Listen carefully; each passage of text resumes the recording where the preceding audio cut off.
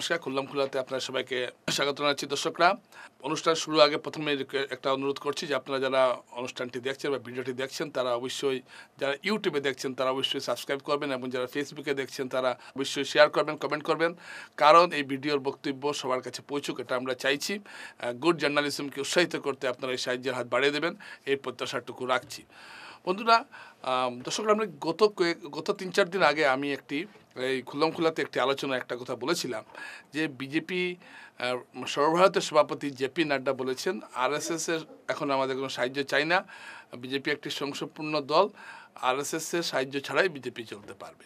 তো লোকসভা নির্বাচনের 6ষ্ঠ দফার ভোটের ঠিক আগে এই মন্তব্যটা করেছিলেন জেপি নাড্ডা এবং তখন থেকে সারা দেশ জুড়ে একটা বিতর্ক চলছে যে তাহলে কি আরএসএস এবং বিজেপির মধ্যে একটা দূরত্ব তৈরি হয়েছে।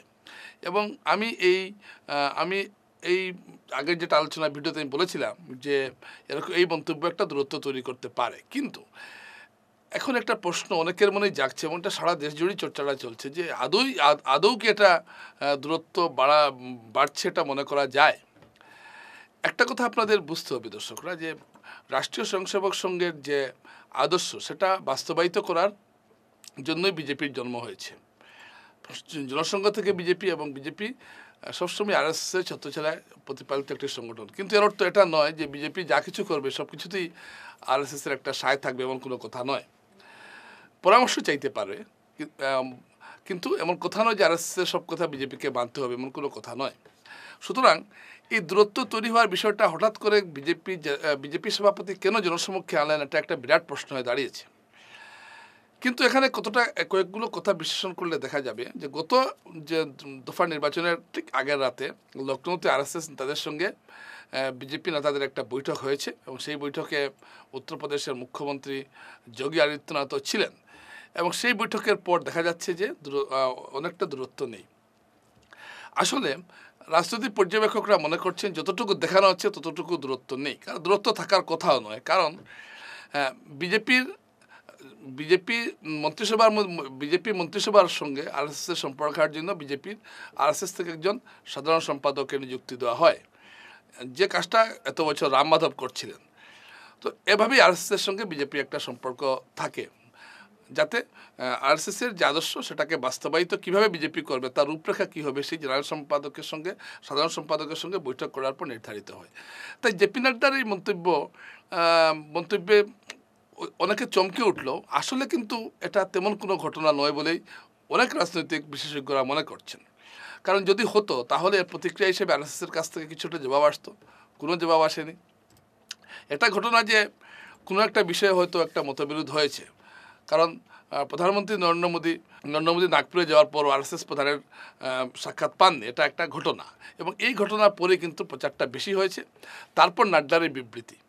এখন দেখুন, আমি এই বিষয়ে নিজে কিছু বলছি না, কিন্তু আমি এই বিষয়ে যে বিভিন্ন মতগুলো উঠে আসছে আমি তার একটা চিত্র আপনাদের সামনে রেখেছি।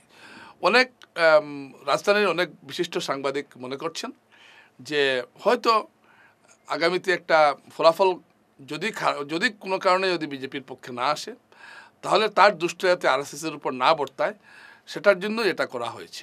এটা এই ধরনের একটা মন্তব্য নাড্ডাকে দিয়ে করানো হয়েছে, এটা একটা কথা উঠে আসছে। এটা কতটুকু যুক্তিযুক্ত আমি ঠিক বলতে পারবো না, তবে এটা একটা যুক্তি উঠে আসছে। আরেকটা কথা হলো পুরো বিষয়টাই একটা রাজনৈতিক একটা চমক। এটা কোনোভাবেই সম্ভব নয় যে আরএসএসের সঙ্গে বিজেপির সম্পর্ক খারাপ হতে পারে বা আরএসএস এই কথা বলতে পারে, এটা কোনো অবস্থায় সম্ভব হতে পারে না, কারণ বাবার সঙ্গে ছেলের মতবিরোধ থাকলেও সম্পর্ক কোনো সময় খারাপ হতে পারে না। তো সেইভাবে পিতৃ সংগঠনের সঙ্গে সম্পর্ক নষ্ট হয়ে যাবে এটা ভাবার কোনো অবকাশ নেই। আবার অনেক রাজনৈতিক বিশেষজ্ঞদের মতে এটার মাধ্যমে বিজেপি বিরোধীদের কাছে একটা বার্তা হয়তো দিতে চাইছে যে আরএসএস ছাড়াই আমরা চলতে পারছি, এবং যাতে আরএসএসের উপর আক্রমণটা তেমনভাবে না আসে, এটাও একটা কারণ হতে পারে। কিন্তু কারণ যাই হোক, একটা প্রশ্ন আসছে যে এই যে দেখানো হচ্ছে যে নাড্ডার মন্তব্যের পর যে দেখানো হচ্ছে দূরত্ব তৈরি হয়েছে, এটা কতটুকু সত্য। কারণ এখন যদিও বলা হয়, কারণ আরএসএসের কর্মকর্তারা হয়তো তেমনভাবে করছেন না, কিন্তু বিজেপি প্রার্থীদের জেতানোর জন্য কাজ করছেন। এখন উত্তরপ্রদেশে বিশেষ করে উত্তরপ্রদেশে বিজেপির টিকিট বন্টন নিয়ে অনেক গণ্ডগোল হয়েছে। অনেক এই টিকিট বন্টন নিয়ে খুশি নন অনেক অনেক বিদ্রোহীরা, এর মধ্যে আরএসএসের অনেক ব্যক্তিরা টিকিট পাননি।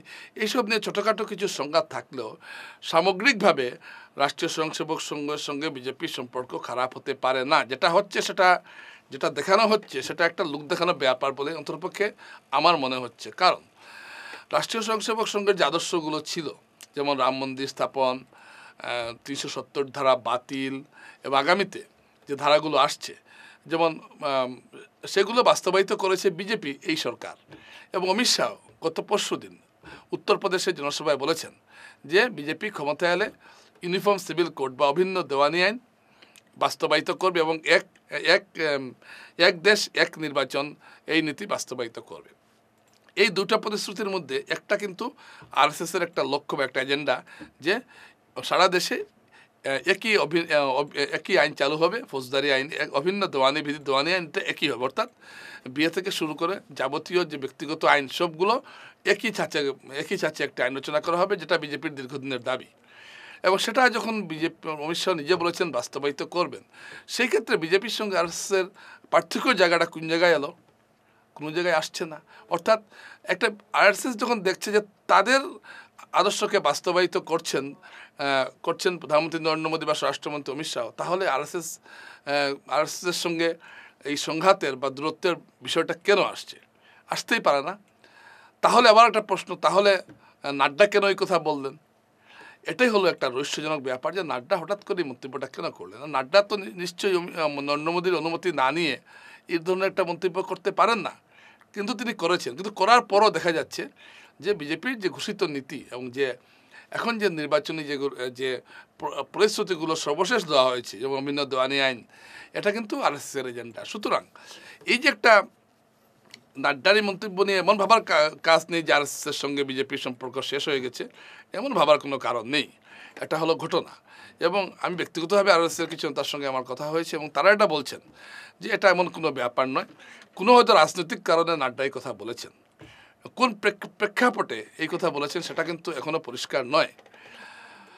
হয়তো এটা আরএসএস দিয়েও বলানো হতে পারে, কারণ রাহুল গান্ধী এবার যে কংগ্রেস যে প্রচারটা করছে, এই প্রচারটা কিন্তু কংগ্রেস এবার কিন্তু নির্বাচনের লড়াইটা একটু অন্যভাবে লড়ছে। গতবার রাহুল গান্ধী 2019 সালের নির্বাচনের সময় মন্দিরে গেছেন, প্রচুর মন্দিরে যাওয়ার দৃশ্য, এবার কিন্তু সেই দৃশ্য নেই। এবার তিনি সরাসরি বিজেপির নীতি এবং আরএসএসের হিন্দুত্বকে আক্রমণ করছেন। ঠিক এই অবস্থায় যদি ফলাফল কোনো কারণে যদি বিজেপির অনুকূলে না যায়, তাহলে যাতে আরএসএসের উপর কোনো আঙ্গুল না উঠে তার জন্যই নাড্ডায় মন্তব্য করতে পারেন এমন কথা কিন্তু বলা হচ্ছে। এবং আমি একটি বিশ্লেষণ করে বলতে পারি, এটা হতেও পারে, কারণ একটাই মনে রাখবেন যে আরএসএস অত্যন্ত সুশৃঙ্খল একটা সাংস্কৃতিক রাজনৈতিক সংগঠন এবং তারা তাদের লক্ষ্যে অবিচল। আগামী বছর আরএসএসের 100 বছর পূর্ণ হচ্ছে। তাই আরএসএস কোনো অবস্থায় এভাবে নিজেদের একটা প্রশ্নের মধ্যে দাঁড় করাতে চায় না। যদি ধরুন কোনো কারণে এবার ফলাফল খারাপ হয়, তাই হয়তো এই মন্তব্যটা করা হয়েছে। অতএব আরএসএসের সঙ্গে বিজেপির সম্পর্ক খারাপ যতটুকু দেখানো হচ্ছে, ততটুকু কিন্তু আদতেই হয়নি। এটা হলো ঘটনা। এখন কিন্তু রাজনীতিবিদরা এটাই বারে বারে আনতে চাইছেন যে একটা ফাটল তৈরি হয়েছে। কিন্তু অমিত শাহ ভাষণের পর, গত পরশুদিন যে অমিত শাহ ভাষণ দিয়েছেন এবং তিনি যেভাবে বলেছেন যে অভিন্ন দেওয়ানি আইন এবং এক নীতি এক দেশ এক ইলেকশন, এই নীতি তিনি কার্যকর করবেন পরে যদি বিজেপি ক্ষমতায় আসে, তাহলে বোঝা যাচ্ছে কোনো আদর্শগত কোনো ডিফারেন্স নেই, কোনো আদর্শগত কোনো পার্থক্য নেই, ভেদাভেদ নেই। নাড্ডা এই মন্তব্যটা হয়তো করেছেন শুধুমাত্র একটা রাজনৈতিক চমক দেওয়ার জন্য, এর বেশি নয়। অতএব আরএসএসের সঙ্গে বিজেপির সম্পর্ক নষ্ট হওয়ার নয়, নাড্ডার এই মন্তব্যের পরেও এটা হলো ধ্রুব সত্য। নমস্কার।